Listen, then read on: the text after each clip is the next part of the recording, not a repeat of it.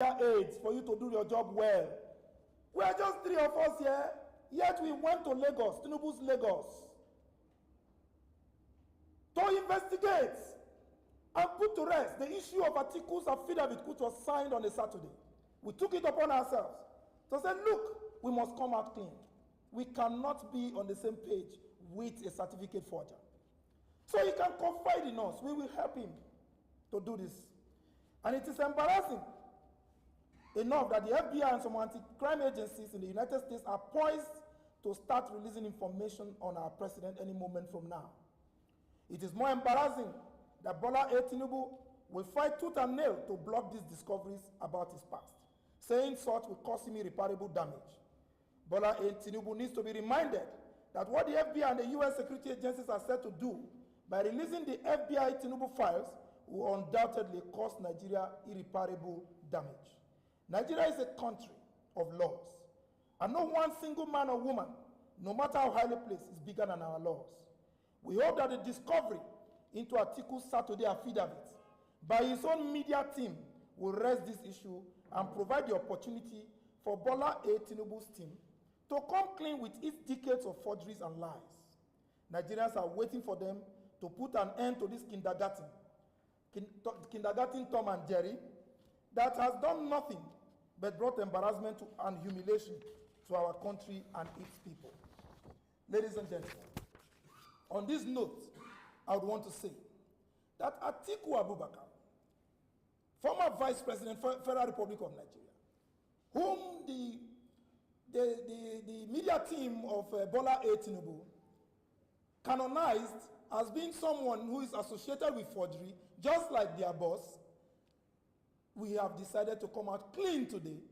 We waited this long to respond to them, to their inaccuracies and reckless vituperations, because we believe in detailed presentations, because we believe Nigerians deserve to know the truth, and the truth will set us all free.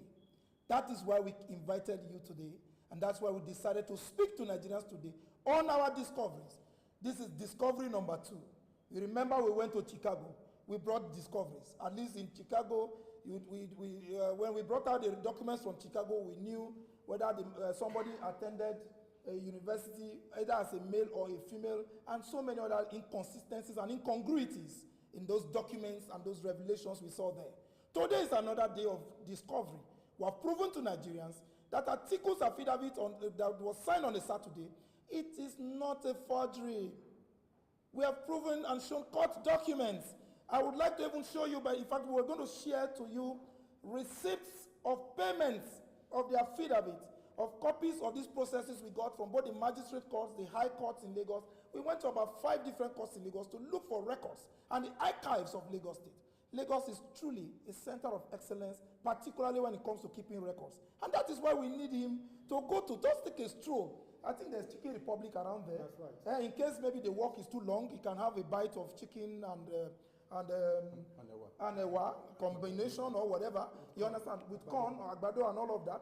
And, you know, take a break, rest a little, then he will get for us a copy of that certificate that he was issued, you know, in advance from Lagos State, Government College Lagos, even before the school was established. Thank you, ladies and gentlemen, and God bless you. We'll take questions going forward for, I think, 3, 4, 5 questions before we close the press briefing. Thank you.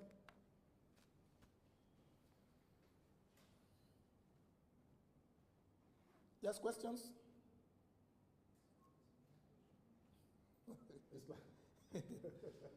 Well, if there are no questions, we'll say this once. Let me say this because we believe that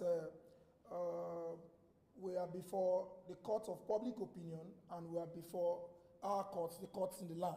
And interestingly, you know that if you are an athlete, I don't know if you have seen an athlete before. If an athlete is accused of doping, and investigations prove that an athlete used drug-enhancing, performance-enhancing drugs to win a race, what does the Athletics Federation, what Athletics Federation or Athletics Federation of Nigeria do? You are stripped of the medal. If you like, win 10 gold medals. The moment it's found out that you use performance-enhancing drugs, you are stripped of your medal. The rest is left for the Almighty and our esteemed justices to decide. God bless you. Thank you, ladies and gentlemen. Let me add, just for historical perspective, that in 2013, former Governor Fashola did attempt, I think it was supposed to start March, to bring back Saturday as a working day in Lagos. Some ministries, some departments, and some agencies. You know, if Fashola did take cognizance of the fact that at some point in time in the history of Lagos, especially the military era, I mean, there was work, public servants worked on Saturday.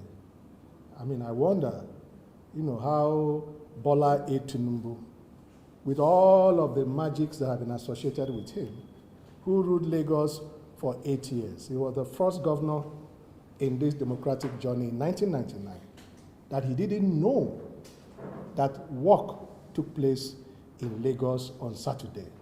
Because if he did, he would have saved his aides and his cause, you know, the embarrassment of going on this journey of futility. I mean, think about that. He should know. What they are trying to do is that they are looking for company. I mean, that's not the kind of company that Atiku Abubakar keeps. It's not the kind of company that he keeps.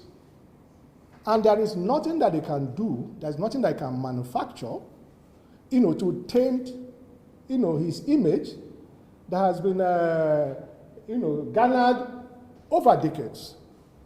We also hear from the grapevine that they are looking for his records. In Nigerian customs. Nigerian customs. Although they reported immigration, and that was wrong reporting. He worked in the Nigerian customs. Well, that's their headache. It's not the headache of Atiku Abubakar.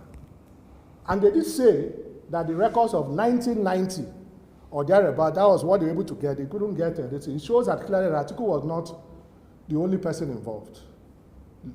I mean, the federal capital was moved from Lagos to Abuja at some point in time, maybe because of the nature of our institutions and archival system. It has not been able for them to ensure that all of the records from as far back as the 50s and the 40s were properly documented and brought to Lagos. But we will encourage them not to go on any further discovery. I mean, they have been an embarrassment unto themselves because they don't even know the history of the public service, in Nigeria. I mean, that is shameful. And like the Yorubas will sing, "Eni jale lẹ́ẹ̀kan, tó bá dàrọ́ borí, aṣọ olè ló dàbọ̀ra." It is clear. Ganifa Emi started it. We are here today. We wish Nigeria the best. God bless Nigeria. Okay. Thank you very much. Thank you for coming.